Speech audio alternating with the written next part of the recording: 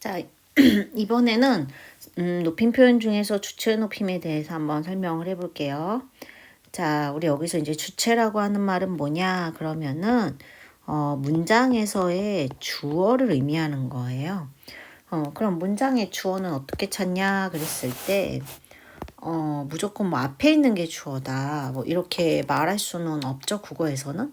주어가 없을 때도 있고 그러니까 항상 서술어, 문장의 끝에 있는 서술어를 찾고 그 서술어의 행위나 상태를 나타내주는 말을 찾으면 그게 주어가 되는 거예요.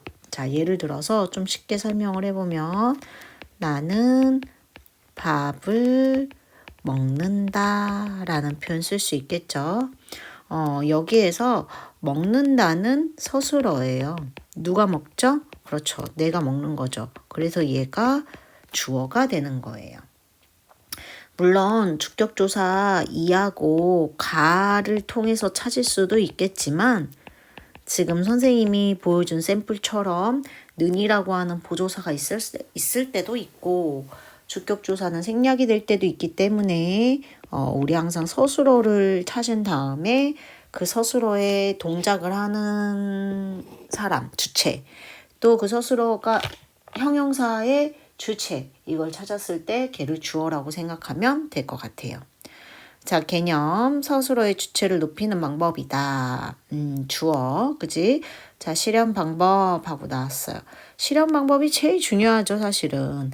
어떻게 해야 주체 높임법이냐 이거예요. 우리 전 시간에 배웠듯이 상대 높임법은 말의 끝에 종결 어미, 종결 표현만 보면 결정이 됐던 거예요. 걔가 실현 방법이었죠. 자, 그럼 주체 높임법은 어떻게 실현이 되냐라고 했을 때 첫 번째, 주체 높임의 선어말 어미 시를 쓴다라는 거예요. 그러니까 예를 들면 가다라고 하는 동사가 높임 표현이 되려면 가시다라고 되는 거 우리 다 알고 있죠? 물론 현정으로 써주면 좋겠지만 현정을 안 쓴 거예요. 그랬을 때 이 시가 바로 주체를 높여주는 높임. 어말어미 다 앞에 왔으니까 선, 어말, 어미다 이렇게 표현을 할 수 있어요. 조금 이름이 길죠. 자, 주체 높임 선어말 어미를 쓰고 그 다음에 주격조사 이가가 올 경우에는 이거 대신 깨서로 바꿔주면 된다.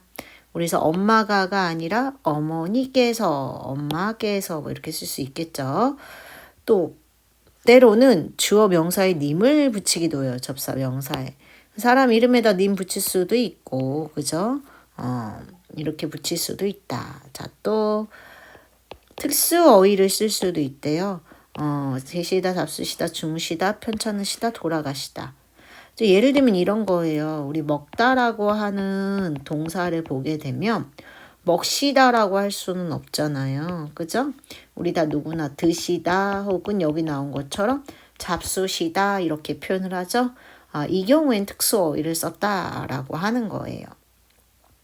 자, 그러면은 특수어휘랑 선어말어미 시랑 둘 다 시가 있는데 어떻게 구분을 할까라고 생각을 해보면 자, 가시다엔 시를 뺐을 때 원래 형태인 가다로 돌아가지만 드시다는 이미 먹다하고의 원래 형태도 바뀌어 있고 시를 삭제했을 때 드다라는 말이 되는데 뭔가 좀 어색하죠?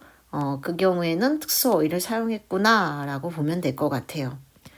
자, 밑에 단, 주체 높임에선 시는 무조건 써야 되는 거고 깨서는 필수적이진 않다. 그러니까 허용을 해주는 거야, 깨서를 안 써도. 자, 그 이유는 뭐냐면은 뭐 이유라고 할 것도 없고요. 우리나라 말에서는 맨 마지막이 종이하니까 마지막에 높임 표현을 잘 지키는 게 중요하다는 거예요. 자, 할아버지께서 지금 편찮으시다. 얘 지금 보이시죠?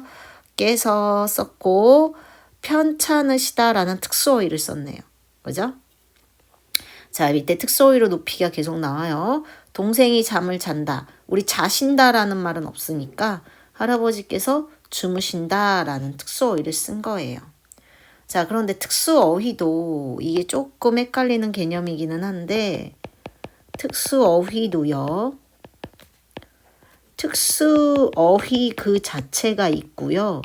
어떤 애들은 특수 어휘에다가 시가 결합된 형태도 있어요.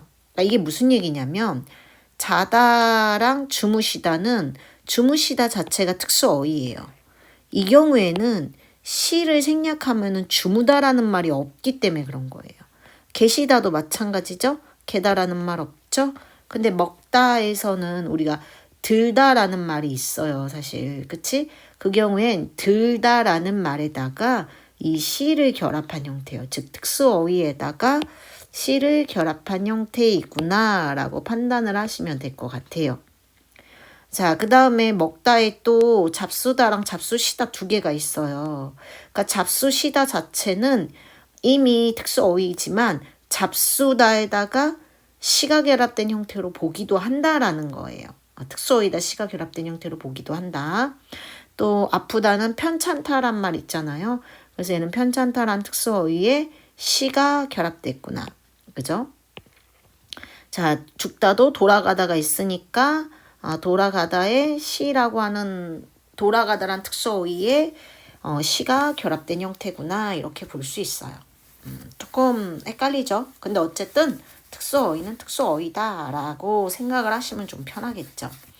자, 밑에 댁, 집, 진지, 밥, 연세, 나이. 연세는 이제 학생들이 좀 잘 모르기도 하지만 춘추라고 하기도 하죠. 봄이랑 가을. 이것도 나이를 높인 표현이에요. 이름, 성함, 말, 말씀 같은 특수 단어도 사용이 가능하다. 자, 이제 밑에 내려가서 주체 높임이랑 상대 높임이 올바른 이해하고 나와 있어요. 우리 이거는 이 예시는 그 중학교 때도 본 친구들은 꽤 있을 거예요. 그래서 얘를 틀린 걸 골라라 라고 한다면 잘 고르시겠지만 왜 틀렸는지 설명을 할 수 있어야겠죠. 그쵸? 자, 그럼 왜 틀렸는지 한번 봅시다. 정현아, 선생님께서 너 교무실로 잠깐 오시라고 했어. 이렇게 얘기를 했어. 자, 한 것에 이게 서술어 1이라고 할게요.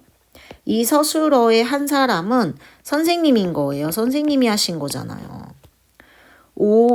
오시라에야라고 하는 서술어의 주어는 바로 정윤이인 너인 거예요.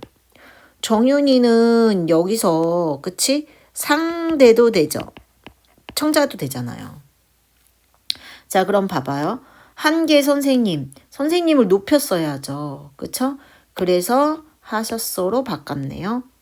자, 그리고 너를 오시라고 할 수는 없죠. 너는 낮춰야죠. 그래서 오라라고 했어 라고 낮춘 거예요. 자, 우린 그럼 얘를 이제 설명할 수 있겠죠. 주어랑 서술어의 호응이 맞지가 않은 거죠. 그쵸? 지금 서술어 했다의 주어가 선생님께서인데 정작 서술어가 높임이 안 돼 있는 상태이고 오시라고의 주어는 너인 정윤이인데 정윤이는 높임의 대상이 아니기 때문에 오라라고 써야 한다라고 쓰면 되겠죠. 자, 그래서 고친 표현. 정윤아, 선생님께서 너 교무실로 잠깐 좀 오라고 하셨어. 오라고 하셨어. 또는 오라셔 이렇게 표현을 해야겠죠. 오라고 하셨어를 줄인 게 오라셔가 되겠죠. 자, 동그라미 되겠죠. 자, 이제 뒤로 넘어가서 자, 뒤에도 이제 잘못된 주체 높임 표현이 나와 있어요. 뭐가 잘못됐는지 잘 보란 얘기예요. 자, 우리 흔히 중학교 때도 나왔던 표현이야. 자, 교장 선생님의 말씀이 계시겠습니다. 이렇게 표현을 해요. 근데 이게 누가 봐도 말씀은 계실 수가 없죠. 이럴 때 정 높여줘야겠다 그러면 있으시겠습니다를 써야 되는 거예요. 자, 왜냐? 자, 이제 이따가 다시 한번 설명하겠지만 여기서 잠깐 개념 보고 갈게. 자, 계시다는 말하는 이가 주어를 직접 높일 때 쓰는 거야. 즉 교장 선생님이라고 하는 대상을 직접 높일 때 써야 되는 거예요. 근데 여기서는 말씀을 얘기하는 거잖아요. 있는 게 교장 선생님이 아니라 말씀이잖아요. 그러니까 주어와 관련된 대상이기 때문에 간접적으로 높일 때 시를 쓰면 되는 거겠죠. 있으시다를 쓰면 된다. 자, 밑에 2016년 기출문제 선택지하고 나왔어요. 교장 선생님 말씀이 계시겠습니다. 선택지 1번이 잘못된 이유. 주어인 말씀이는 교장 선생님과 관련이 있는 대상일 뿐이므로 이를 높여서는 안 된다. 말씀을 높일 수는 있지만 높이려면 있으시겠습니다로 간접 높임을 하던가 그냥 교장 선생님 말씀이 있겠습니다 라고 해도 틀린 게 아니에요. 자, 이제 이해됐죠? 자, 그 다음에 말씀의 이중성하고 나왔어요. 이 말씀이 또 좀 특이한 명사예요. 자, 왜냐면 이 말씀은 상대의 말을 높일 때에도 쓰지만 또 내가 하는 말을 상대가 들을 때 낮출 때도 쓸 수 있는 말이에요. 그러니까 예를 들면 교장 선생님 훈화 말씀이 있으시겠습니다는 왠지 우리 알잖아요. 그 교장 선생님 말씀을 상대의 말을 높여준 거잖아요. 근데 오히려 반대로 낮출 때도 쓴다는 거예요. 자기 낮출 때. 선생님 제 말씀 좀 들어주세요가 맞는 거예요. 선생님 제 말 좀 들어주세요가 맞는 게 아니라 제 말씀 좀 들어주세요가 맞는 거죠. 자기 말을 이 경우에는 낮춘 게 되겠죠. 자, 밑에 간접 높임 한번 볼 텐데 얘는 뒷부분을 한 다음에 다시 와서 볼게요. 이 간접 높임은. 자, 이제 간접 높임 5페이지로 넘어왔어요. 여기를 본 다음에 이따 4페이지를 보자고 했어요. 자, 우리 아까 말씀이 계시겠습니다 해서 있으시겠습니다로 고치면서 간접 높임이라는 개념이 잠깐 등장을 했어요. 자, 그럼 간접 높임이라는 건 뭐냐 이거예요. 우리가 높임 표현이 되게 다양하게 있지만 상대를 직접 높일 수도 있고 우리말은 상대가 가지고 있는 소유물 또는 가족, 상대의 신체 일부도 높여야 할 때가 있어요. 그때를 우리가 간접 높임이라고 한다는 거예요. 이렇게 높일 때 간접 높임이라고 한다. 자, 예를 들면 우리 할머니는 살림이 넉넉하시다 이렇게 표현을 했는데 이 경우는 할머니의 살림, 할머니의 소유물이죠. 이걸 높인 거잖아요. 그래서 넉넉하시다라고 표현을 했구나. 이게 간접 높임이구나 라는 걸 알 수 있어요. 자, 밑에 1번. 할머니는 머리가 하얗게 새셨다. 새다니까 그치 간접 높임 쓴 거죠. 할아버지께서는 귀가 밝으십니다. 할아버지 귀를 높인 거죠. 자, 할아버지 수염이 매우 기십니다. 길다에다 시를 쓴 거죠. 자, 얘도 역시 할아버지의 신체 일부를 높인 거죠. 선생님은 손이 매우 아프시다. 이렇게 그쵸 쓸 수 있어요. 자, 그런데 왜 편찮으시다는 못 쓰냐는 거야. 이게 아까 교장 선생님 말씀이 계시겠습니다랑 똑같은 거예요. 우리는 손을 간접 높이는 거지 이렇게 특수어휘를 쓰게 되면 직접 높이는 게 돼버려요. 그런데 손을 직접 높일 필요는 없잖아요. 그죠? 간접 높임이니까 시를 쓰고 직접 높일 때는 편찮으시다라고 쓰는 거죠. 자, 그럼 우리 머릿속에 이제 정리가 되네요. 뭐가 정리가 돼요? 만약에 선생님께서 어디가 아파 그러면 선생님 자체는 편찮으시다이고 그쵸? 선생님의 손이 이때는 아프시다라고 간접 높임을 쓰겠죠. 이 경우는 선생님 자체를 높인 거니까 직접 높임을 썼구나. 이렇게 정리가 되죠. 자, 밀접한 물건. 할아버지는 살림이 넉넉하시다. 하시다. 감기에 드셨다. 아버지는 돈이 없으시다. 교장 선생님 말씀이 타당하십니다. 이럴 때 밀접한 물건을 높인 거고 할아버지는 어린 손자가 있으시다. 간접 높여야죠. 어린 손자니까. 계시다는 안 되죠. 손자를 직접 높일 수는 없으니까 선생님 아드님 두 분이 그치 있으시다. 자, 그분은 따님이 세 분 있으시다. 이렇게 해야겠죠. 그렇죠? 자, 이해되셨죠? 직접 높일 때는 그 대상 자체를 높일 때는 직접 높이는데 그때 특수어휘를 쓰는구나.